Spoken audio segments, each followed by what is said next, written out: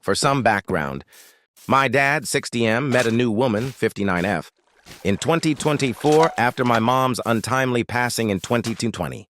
I want to preface all of this by saying this isn't about me resenting their relationship. She's been wonderful and actually has taken my side in a lot of arguments between me and my father. Plus, I love him and he deserves to be happy after such a massive loss.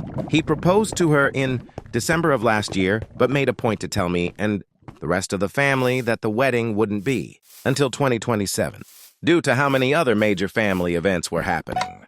My cousin's wedding in the summer, 2 other cousins having kids, etc. Early this year, I got a wedding invitation from 2 close college friends with a save the date for September 19.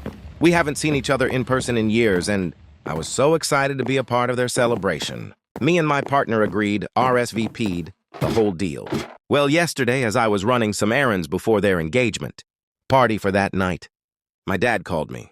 He sounded incredibly excited, and when I asked him what the good news was, he said that I should save the date for September 19th, because that's when he and his new wife will be getting married. I was admittedly thrown off guard and asked why it wasn't going to be next year, as he'd originally said, and he said they were too eager to wait that long, which I completely get. However, I told him that I'd already made a commitment to my friend's wedding. Long before that, I also gently added that while I know they weren't obligated to do this, I was a little upset that they hadn't called me to inform me of this change prior. I feel like if they'd asked me beforehand if the date would work, we could have solved this in advance. Dad wasn't mad exactly, but he did sound frustrated and said they'd already booked the venue and catering and everything just last night.